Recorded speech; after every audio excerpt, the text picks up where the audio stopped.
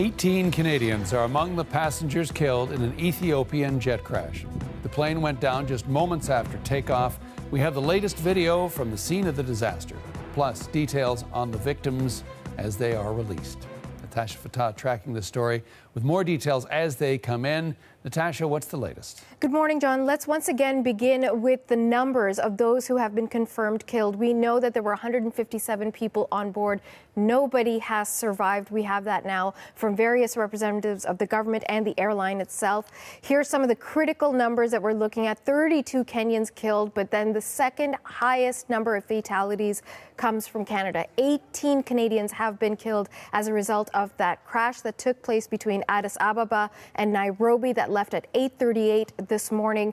A number of Ethiopians, Americans, Chinese, Italians, and 7 people from the UK and from France, and the list goes on from there. Let's show you images that are just coming in of grieving family members who are waiting at the Nairobi airport. They were waiting to greet their loved ones, their friends, their business partners coming home, coming for a visit. But unfortunately, they've all been met with the worst possible news that the plane has crashed and there are no survivors. We also have images of the crash site itself, as there are a number of crews there working there, trying to gather up all the debris. We've unfortunately seen enough of these types of crashes over the past few years to know what the investigation, how it will move forward. All that evidence will be gathered. They'll try and reconstruct as much of the scene and the plane as they can. They'll try and move the bodies out of the way.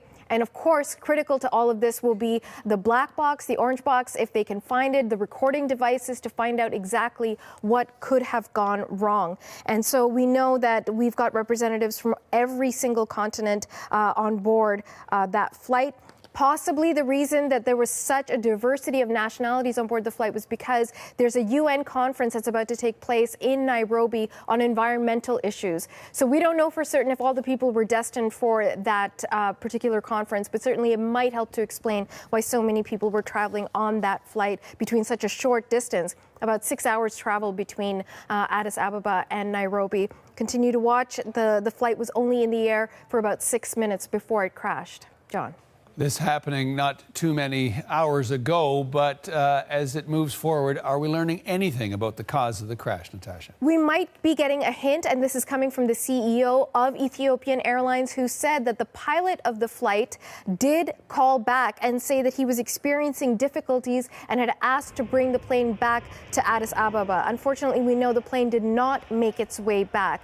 So what were those difficulties? Was he personally not feeling healthy? Was there some issue there? Was there a disruption on the flight, or was there a technical error? So we need to figure that out. We don't have a bit of clarity on that point, but it's worth noting that this Boeing 737 was a relatively new plane, just delivered to Ethiopian Airlines in November. But unfortunately, in the past few months, this is not the first Boeing 737 that we've reported on that has had a fatal incident where it has crashed. So we'll just continue to watch. Again, just want to stress, we don't know what caused the crash. We can confirm that all 157 are dead who were on board, including 18 Canadians.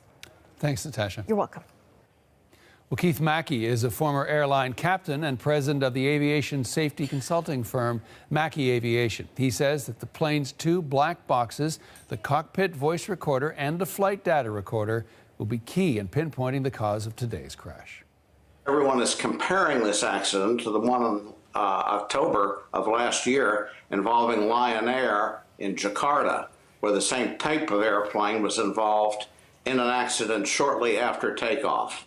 Of course, people will be looking for any similarities between the 2 accidents, but we really have no link to bring them together other than that they happened shortly after takeoff. First step is looking for those boxes, and once we get the boxes and find out what actually has happened, then we'll know where in the wreckage to look.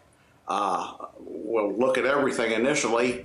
We'll get the radar tracks, the tape, the pilot communication, and the investigators will try to piece all these things together to come up with any clues as to what happened. And I'm quite confident eventually we will discover the cause of the crash.